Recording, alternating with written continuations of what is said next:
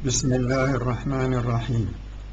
Now we come to a new collection of symposiums. It is the collection of miscellaneous Islamic symposiums, which covers 9 symposiums.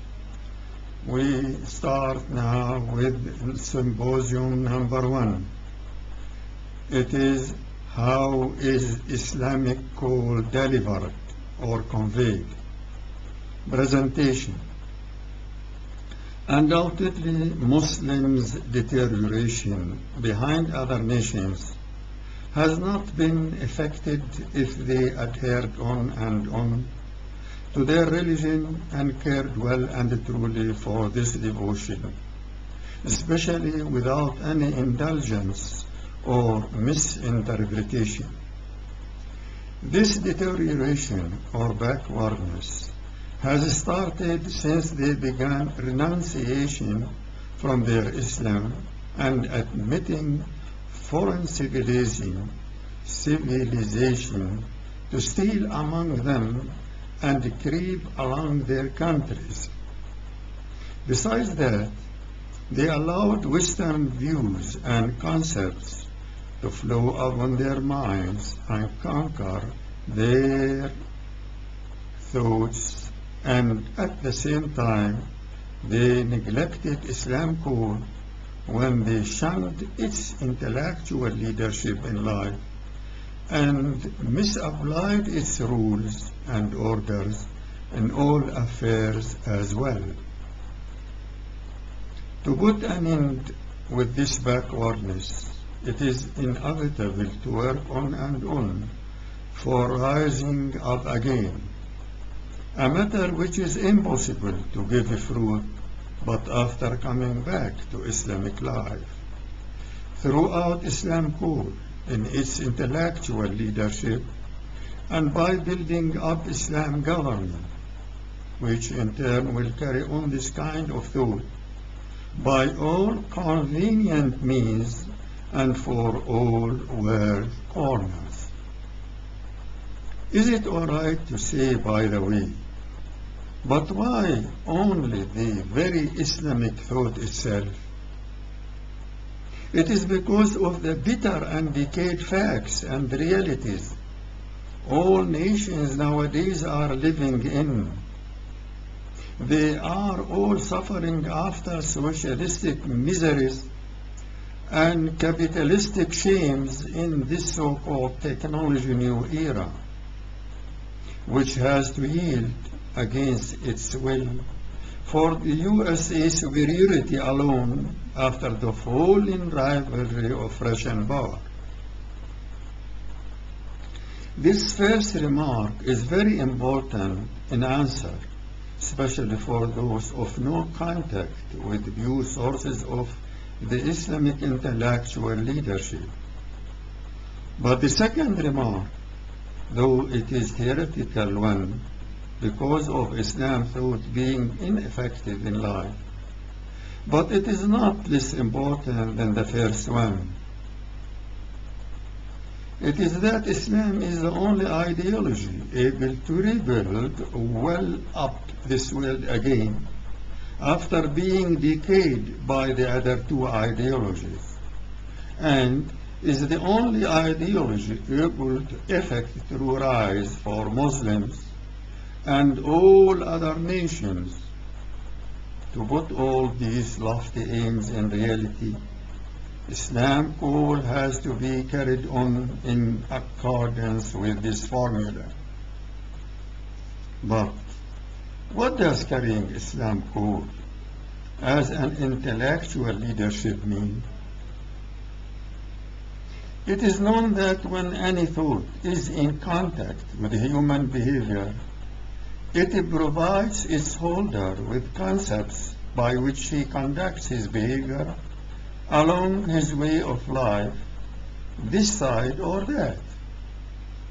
It is when limited in one side of life and not others, or in all life ways, when inclusive to all sides of life.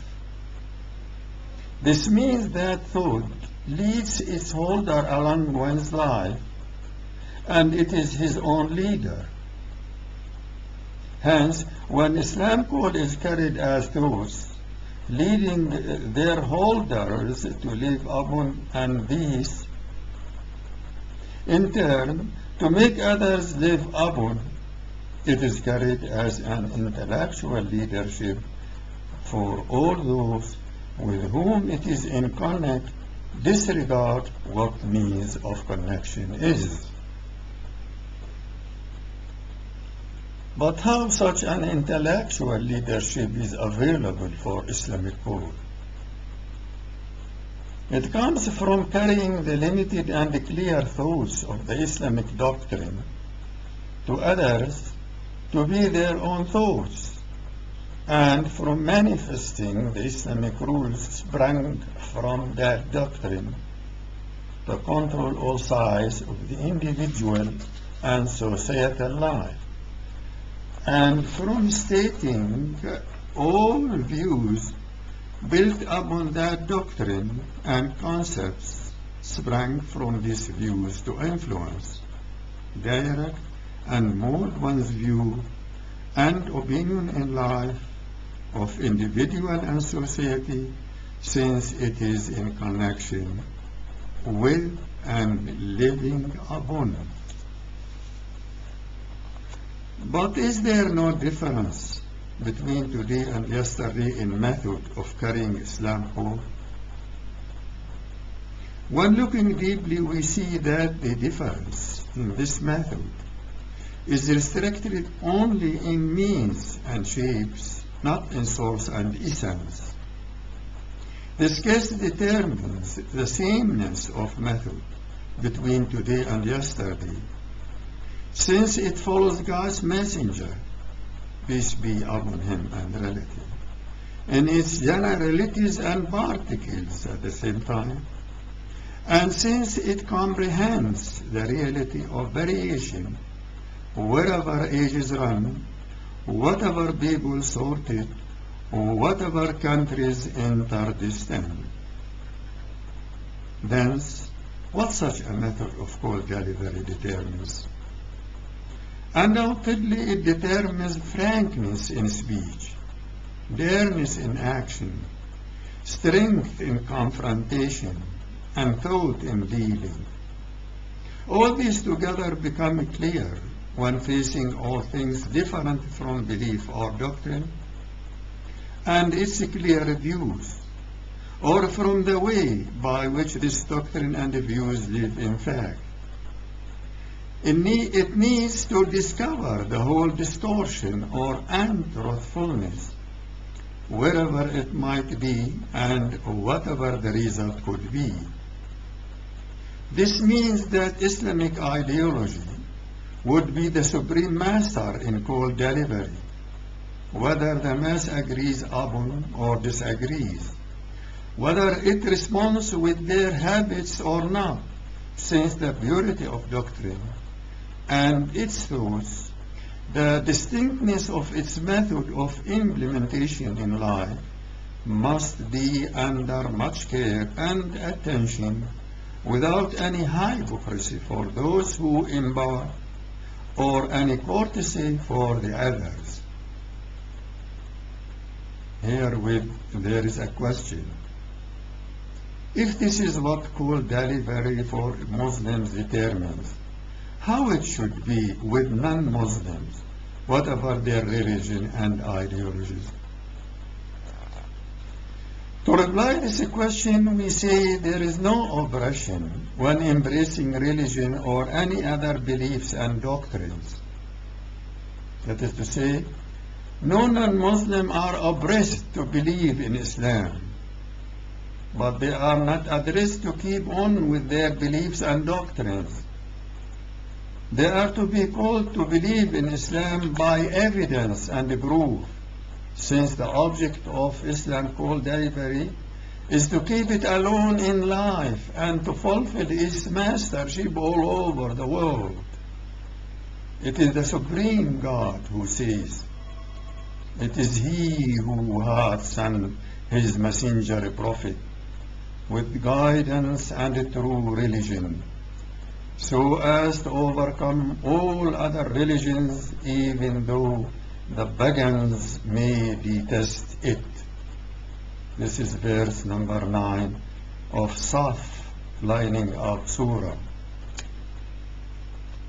But what is the evidence of obligation to follow this keen and challenging method in call delivery? It is in the messenger prophets, peace be upon him and relative, behavior and sunnah when he confronted all the world by his message, which portrayed him himself. He declared intellectual war by his call in Mecca against all peoples, so as to implement Islam laws in their life. Doesn't matter if Islam is embraced by all or some of them. He started challenging Quraysh, whom he depreciated their beliefs. Meanwhile, he was a single one, helpless of anything but of his own belief in his message. Thence, he widened his call domain to involve all he could deliver it to, without paying any attention to their beliefs and habits, to their thoughts and concepts, to their fanaticism and stiffness. Here is a question. Does the method of call delivery or convey or proclamation differ after Islam application in life from before that?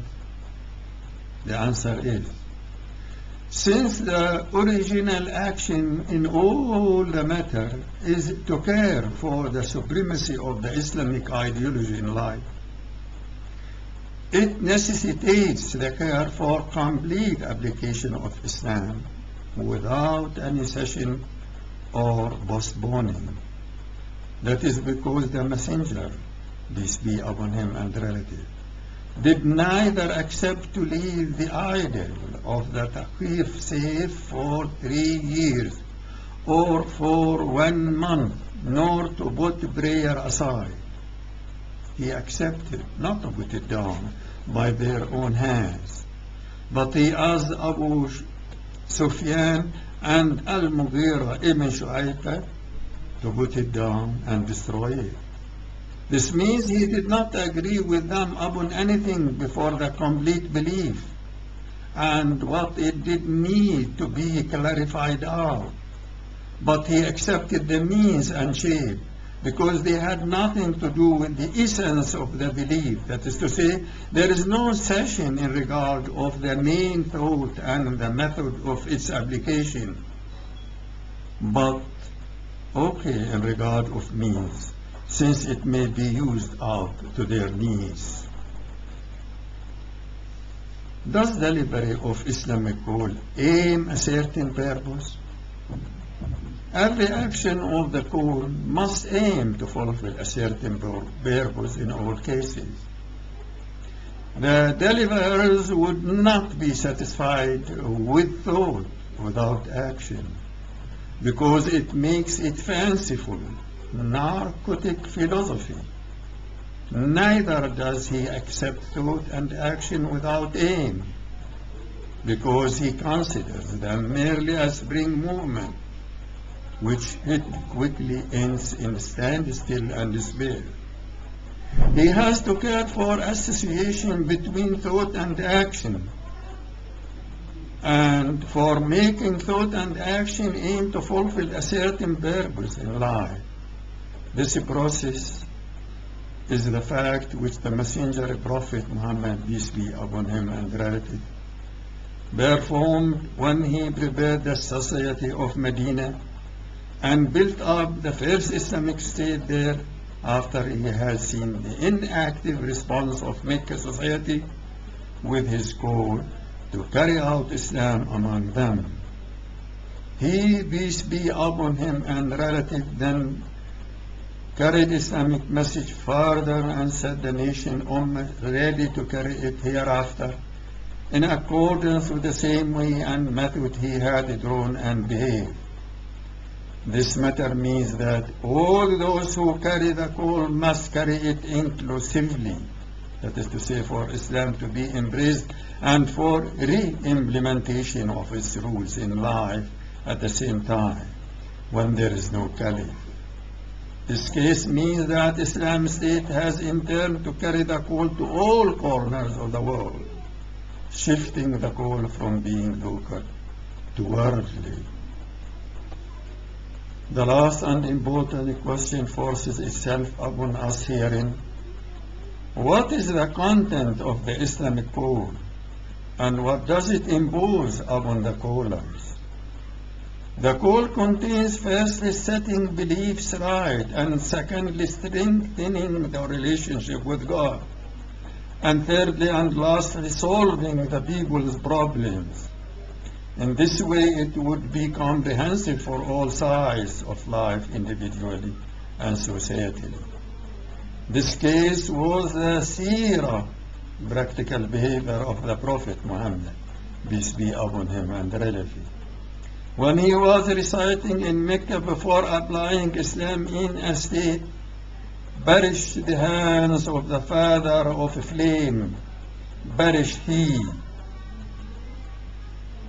This is verse number 1 of Abu Lahab, Flame Father Surah. And that this is very the word of the honored messenger, prophet. It is not the word of a boy.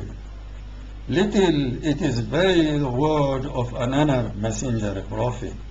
It is not the word of a boy. Little, it is ye believe. This is verse 40 and 41 of Haqqa Surah. And woe to those that deal in fraud, those who, when they have to receive by measure from men, they have exact full measure, and when they have to give by measure or weight to men, they give less than due. These are the two verses 1 and 3 of Mutaffifin, underweighter surah. And for those who believe and do righteous deeds will be gardens beneath which rivers flow. That is a great salvation or reward. This is verse 11 of Buruj, Stars Position Surah. But he, peace be upon him and relative, was reciting in Medina after applying Islam in the state: go ye forth, whether lightly or heavily equipped, and strive with your goods and persons in the cause of God. This is from verse 41 of Tawbah, Repentance Surah.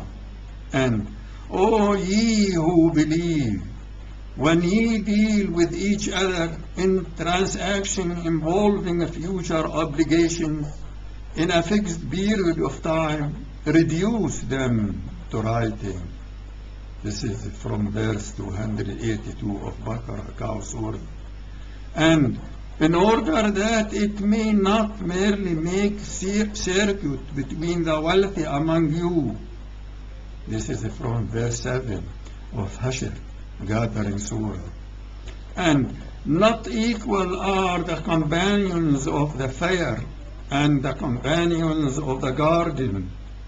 It is the companions of the garden that will achieve felicity. This is verse 20 of Hashr, Gathering Surah. Out of all these scriptures and the similar,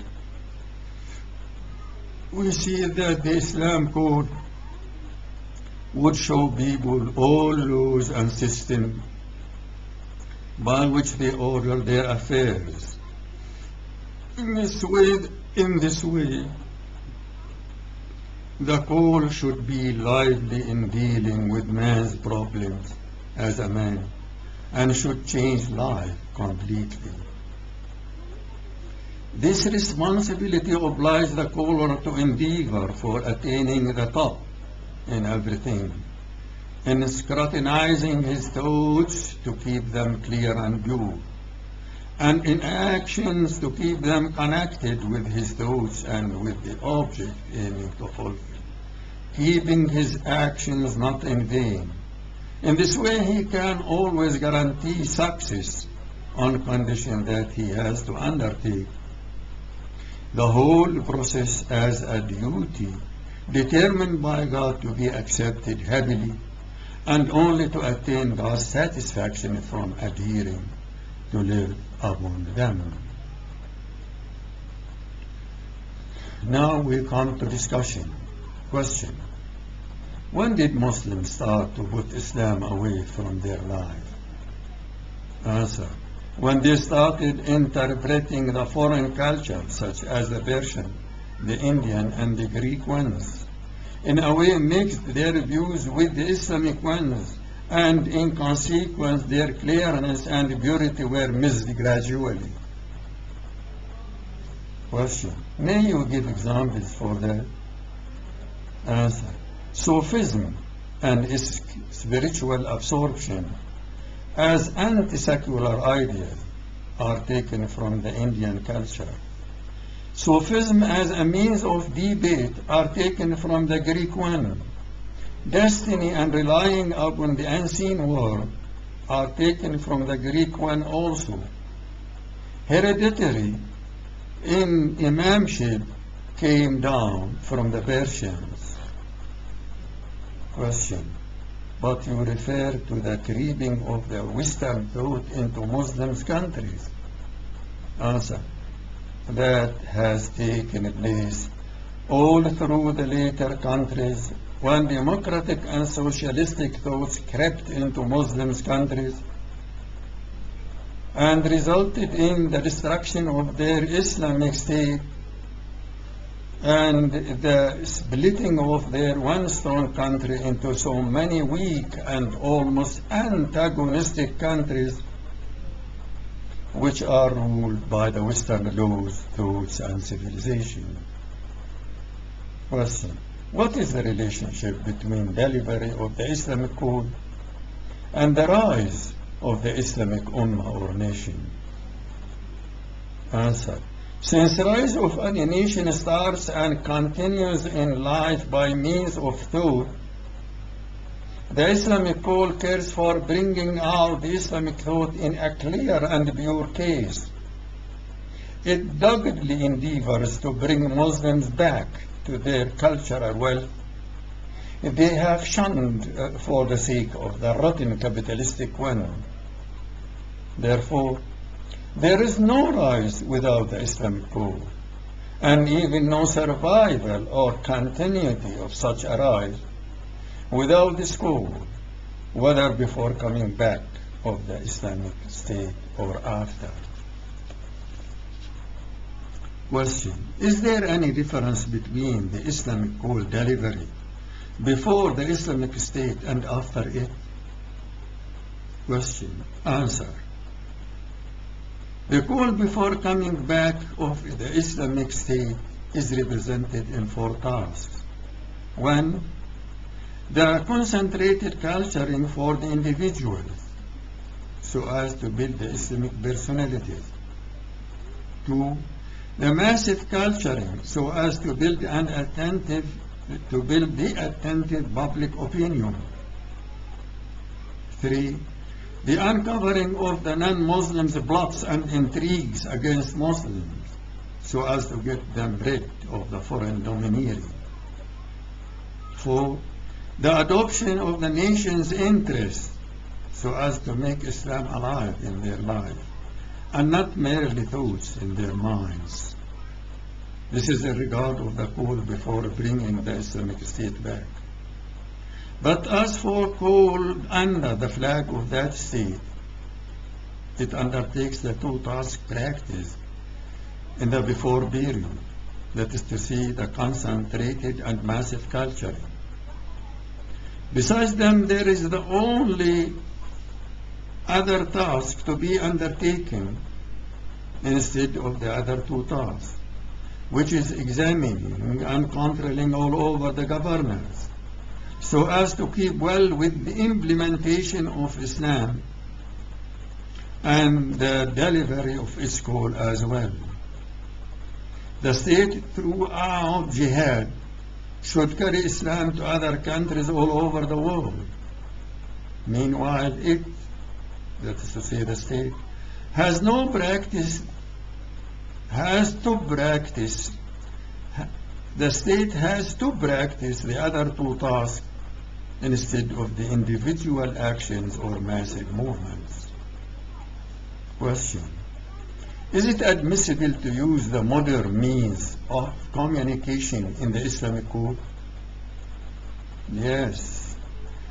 Answer: yes, of course, since Islam admits the utilization of scientific products and inventions which are worldly, not nationally, because they are the means of life, not those of ideology, especially when they are not in contrary with any Islamic idea. Question: if we have to limit ourselves in the method or way left as an example after the Prophet Mohammed, peace be upon him and his relative, so as to copy in delivery of the code, can we forget that the Prophet was receiving revelation gradually? Meanwhile, the message as a whole is in hand nowadays. Answer: this is all right in respect of the message revelation, but it is not right in regard of the content. As headlines, the Prophet received orders and prohibitions, including caring for people's interests, besides setting right their beliefs and strengthening their relationship with God, Allah. This case means the human relationships with God, with oneself and with others. And these were under consideration, and the case was the same after the erection of the state as before, despite widening the scope of action because of natural case of things. Hence, why does the Prophet example must be copied today and every day? In the near or far future, it is on condition that the code delivery must be intellectual, not material, before state constructing, that is to say through thoughts and not practices. But after the state erection, it had to practice the material actions besides the intellectual ones. Even the governing party has to carry the call within the intellectual framework, the same as any other party, outside the law's implementation framework. Question: what may be understood from the Prophet's admission to Taqif not to destroy their idol by their own hands? Meanwhile, he did not admit keeping it any longer, even for 1 month. Answer: it means there is no cession in respect of both Islam implementation and belief with those who believe in it. There is no cession in regard of the essence of both, but not of the means of both, because his admission to destroy the idol by others, not by taqid, has no affection upon belief, neither in its essence nor in its application, but only in the means of application in life. This understanding assures as to what extent we can practice cession or non-cession in carrying the code and applying its thoughts into life affairs. Question: but is it permissible to concede more in applying and executing belief in life by using any means? Answer: of course no, because means is limited by the needed sort of action. For instance, to destroy an idol can be acted by Taqif themselves or others. Also, the instrument of destroying can be the axe or chain or dynamite, or on condition that causes no damage for others. Question: what is the target aimed at in this life and the next one? Answer: since the Islamic code depends before the reconstruction of the state on the individual and the massive culturing side by side with the uncovering of the anti-Islamic plots and the adoption of Ummah interests, it endeavors to fulfill restricted object from every task of these four ones. Also in regard of the three tasks of these four ones about the constructed state, but the central holy object of all this is the intellectual state of them all, and not any material action which could the state itself be responsible to act. Hence, the inclusive aim of the call delivered by individuals and parties before the state establishment and after that should be the implementation of Islam laws in life in a state, which has to carry out the call materially throughout jihad. As for the ideal object of all these aims in the next life, it should be the attainment of God's satisfaction. Question: but we know that the content of Medina Quran is different from Mecca one. So how should the call be today involving the two sources if we have to follow the Prophet's way?